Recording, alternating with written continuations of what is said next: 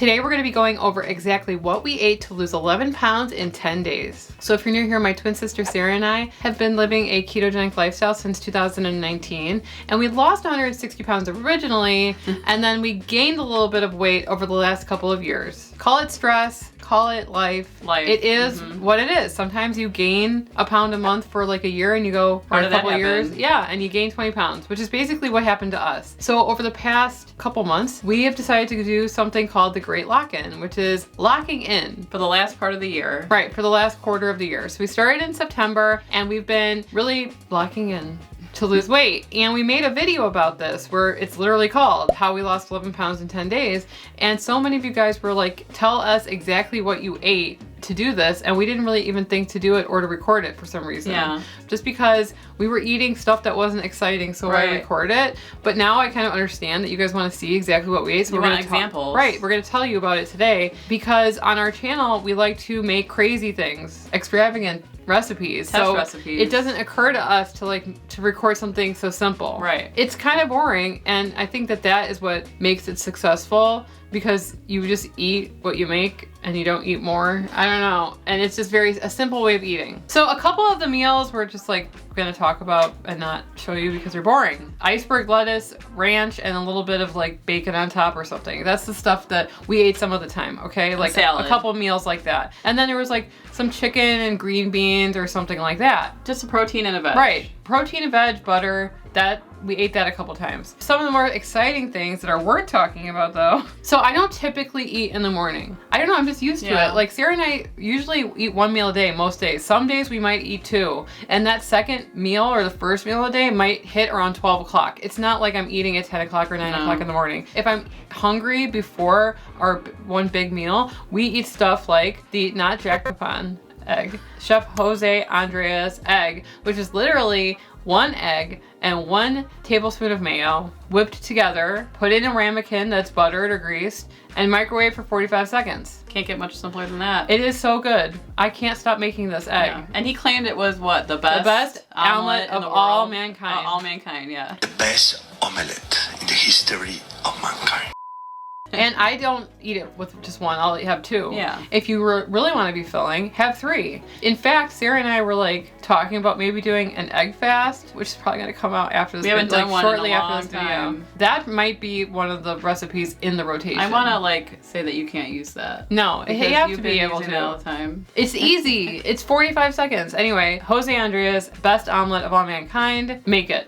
Eat it. So for my breakfast, I'm eating more of like for brunch. Right. And I'm doing more of a meal prep, which is pretty much making a copycat recipe of those Starbucks egg bites, which is just pretty much eggs. I put them in a blender with some cottage cheese, garlic, salt, pepper, and then I pour them into like little silicone molds or even like little muffin cups. You can make like 20 at a time. And then, yeah, you can put a little bit of crumbled bacon on top. I think that they use like pancetta or something, the Starbucks version. I'm not that fancy, so I just do like crumbled bacon on top, and it's just super easy. They reheat really nicely. What is the cheese? Gruyere? Gouda. Oh, Gouda. I think that you could put whatever cheese that you want, but Gouda was the main cheese that they use in a Starbucks recipe. So I make a bunch, meal prep wise, and I have them in my refrigerator ready to go for whenever I need a snack or a meal. So the next thing is to eat supermodel snacks. We did that video with, Bethany Frankel. She pretty much said that she eats it's like very light things. Right. I don't know how to describe it other than that. Like simple tomato, construction, cottage cheese,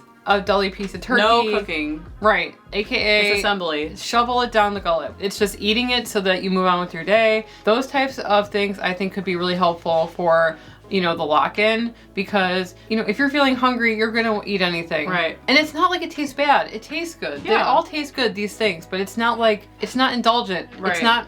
It's simple. It's not exciting. It's simple. And that's the key, is that it can't be exciting or indulgent. It's got to be simple. Right. And if you lock in for a period of time, you may reap the benefits of losing a bunch of weight, which did happen for us in the beginning. Did we continue losing weight?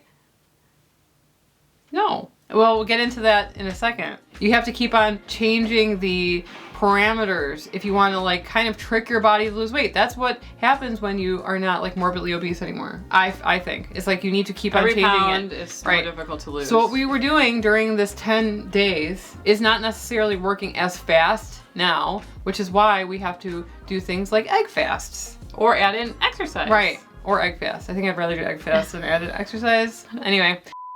Supermodel snacks, like a lettuce wrap with turkey, pickle, mayo, mustard, light, crunchy, and low calorie. I love making like BLTs with like romaine lettuce, bacon, tomato, mayo. Right. Simple, yummy. Something that surprised us that we ended up eating during this time was cottage cheese bowls. Yeah. And Sarah and I just did not expect to like this when you guys kept on saying, try cottage cheese bowls. And we were just like, oh, no, I'm ignoring your comment. The thought of heating up cottage cheese just really turned me off for some reason. I didn't like it. Yeah. The idea of it. But we succumbed to peer pressure, just like anybody else. And we will admit when we are wrong. And when we see, videos getting views, we're just like, okay, well, we'll try it. Why not? People want it. Let's give it to them, right? Even if we don't like it. Turns out we really like them. Yeah. We did 3 in the video. We did a pizza cottage cheese bowl. We did a chicken parmesan cottage cheese bowl. Right. And we did a Philly cheesesteak cottage cheese bowl. All of which were good. But for me, when I want to eat something simple, I wanted to go with the simplest ones to make, which were the pizza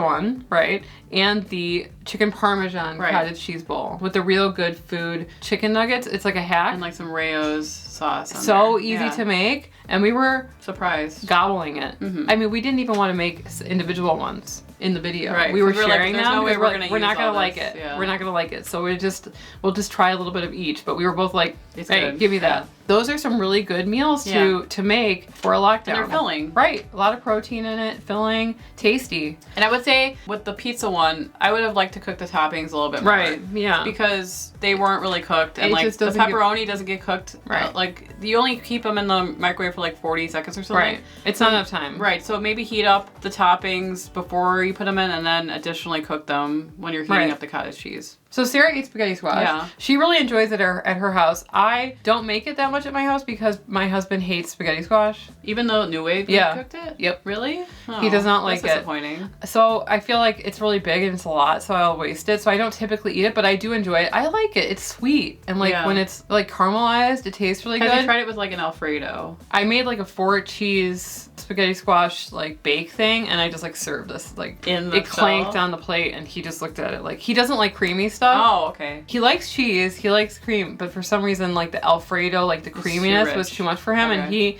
literally was in tears because he felt bad. Yeah, because I had spent so long on this thing that I like plopped down in front of him. It was in the shell. Yeah. Oh, okay. Like I like this giant thing. I know, but he didn't. He was just like, I am spaghetti boat. Yeah, I know. I was like, here you go. Look at this thing, and I put like parsley on it in front of his face, like table side. And he's like, and his eyes were watering. He was like, I love you, but I don't want to eat this. I'm like. Anyway, the spaghetti squash is low calorie, tasty, really good with a little bit of marinara and some meatballs. Yep. But if you don't want to eat spaghetti squash, eat like shirataki noodles, you know? Like that tastes like nothing. But it also kind of has a slightly off-putting texture. Yeah. We eat that like one time or two times. But we did a stir fry with it. Right. And I thought it covered like the sauce and the spices really covered the taste really well. Right. I don't know how it would do in like a spaghetti sort of way because you know how like tomato sauce doesn't really cling to anything. Right. But maybe an Alfredo would be good. I enjoy palmini noodles too, but I just make sure that they're dry when you put them in the sauce because they hold a lot of water, and so the sauce will be like runny. If you have to dry them out. Right. Yeah. But I like palmini too. Anyway, those are some of the low calorie things that we ate too. And a lot of people are gonna be like, well, how many calories? Like we don't count things. I don't know how else to describe it. Like that we barely count carbs on this lifestyle. We try to hit below 25 and we don't count calories. But if I had to guess how much we ate in a day, it's not a lot. It's like probably 1,200 calories. I just feel like everybody has like a different caloric intake level. Ours is probably very low. We are older. Sedentary for the most part. 41. Some of us are trying a little bit to add a little bit more movement, a little bit more activity into our lives. And so, you know, everybody's gonna be different. You could like substitute some of these ideas with a very like ketogenic lifestyle. Yeah, or a calorically dense meal that you would have, you know? Like I could easily eat 250 calories on like a lettuce wrap because of mayonnaise. Mayo is a star as far as I'm concerned in a lettuce wrap with bacon,